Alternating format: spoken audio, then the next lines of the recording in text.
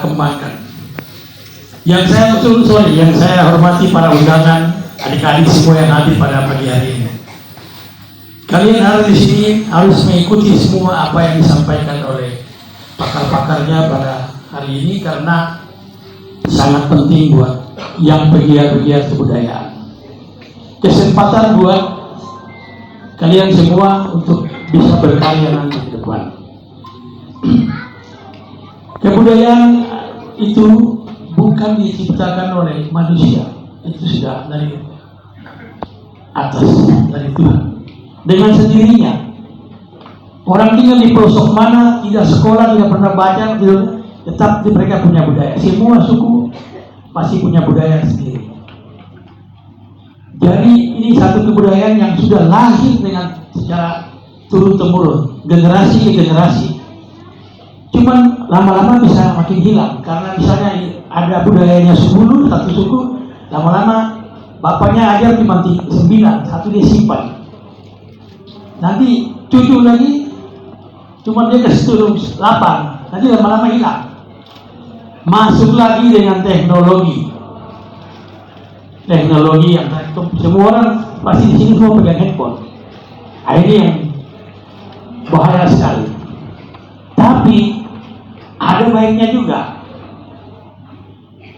Kementerian Riset dan Teknologi, Kebudayaan dan Teknologi membuat satu konten seperti Indonesia TV, Indonesia TV ini satu tantangan buat bagaimana kita memperkenalkan budaya kita. Jangan tiap hari cuma lihat orang lain punya TikTok. Sekarang kita tantang orang luar yang bikin TikTok dan bikin segala macam itu, kita tantang dengan Papua punya kita kasih masuk. Kita masukkan semua ke budaya Papua itu. Karena orang Papua bilang, "Tong mampu rebe dan orang, tong mampu kejar." Dong kasih punya satu, dong kasih dua, dong kasih dua, dong kasih tiga. Ini orang Papua ini banyak sekali kreativitas, banyak ide, gagasannya banyak sekali. Karena saya ini lahir dan besar di Kota Sorong ini, saya tahu anak-anak ini hebat semua. Cuman fasilitasnya kurang. Tadi kita ngomong-ngomong di belakang, saya katakan Gubernur Jakarta yang top itu namanya Ali Sadikin. Dengan minimnya biaya waktu itu di DKI, tapi beliau membangun semua gelanggang remaja di seluruh wilayah, Jakarta Utara, Jakarta Barat, semua ada gelanggang remaja. Ini saya titip buat bapak-bapak yang dari dinas ini supaya bikin program. Nanti semua kabupaten ada gelanggang remaja juga. Gelanggang remaja itu dulu saya karena ikut latihan karate di gelanggang remaja gratis, kita masuk itu. Mau main basket di situ bisa.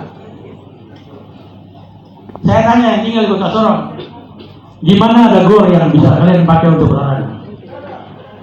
Tidak ada. Di mana ada lapangan bola? Nah, kita orang Papua dikenal pertama kali Petera tahun 69, Agung Zainal mengenalkan Papua dengan bersepura, dengan sepak bola. Orang tahu, ada mutiara hitam. Karena sepak bola jago-jago, ada Hengki Hepon dan segala macam. Orang Sorong itu Yakobus Mobilaya dan Benny Jensenen. Tapi sekarang hilang karena pembinaannya dan fasilitasnya tidak ada.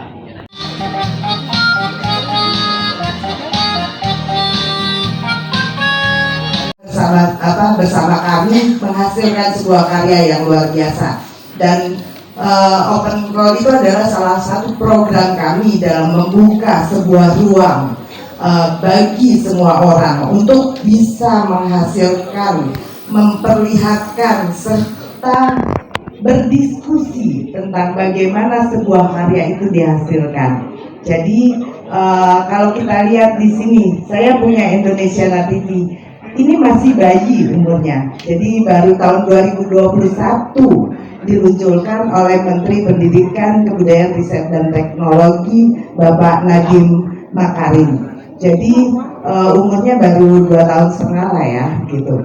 Kemudian terjadi perubahan di tahun 2022 bulan Desember dibentuk Balai Media Kebudayaan yang fungsinya adalah menjadi sebuah lembaga yang bertugas untuk mengelola tentang konten kebudayaan yang ada di Indonesia. Kami tugasnya memproduksi, kemudian kami juga bertugas untuk mengakuisisi, bekerja sama, serta melakukan kurasi dari seluruh Indonesia untuk semuanya hasilnya disimpan dalam sebuah pustaka budaya yang namanya Indonesiana TV. Jadi itulah sebetulnya Indonesiana TV. Di sini kalau kita lihat, kita basisnya adalah website. Jadi website itu bisa diakses di indonesiana.tv.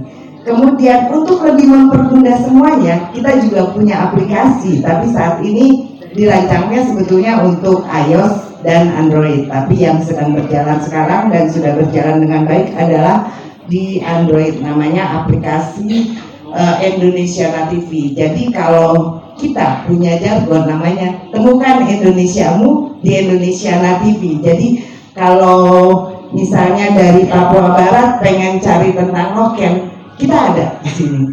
Tapi kita juga masih sangat kekurangan di sini tentang konten-konten yang terkait dengan Papua Barat ataupun wilayah lain di Indonesia. Walaupun saat ini kami sudah punya 1.300 lebih judul konten-konten kebudayaan, namun itu masih sangat kurang karena kalau kita lihat Indonesia, kalau Pak Jokowi bilang waktu itu di UNESCO kita adalah negara superpower kebudayaan. Jadi 1.300 konten kebudayaan itu masih 0,00-nya dari kebudayaan yang ada di Indonesia.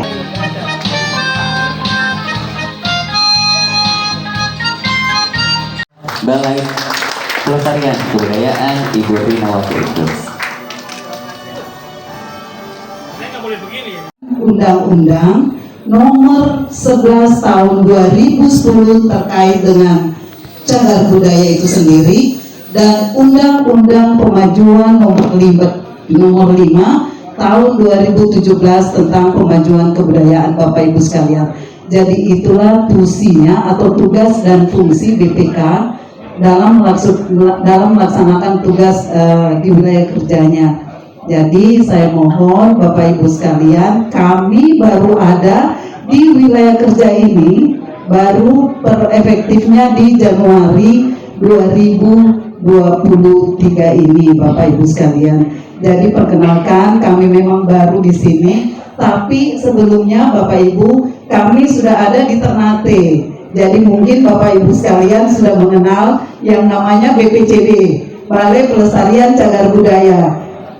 Nah, kantornya itu ada di Ternate, tapi wilayah kerjanya ada 4 provinsi: Papua, Papua Barat, Maluku, dan Maluku Utara sendiri.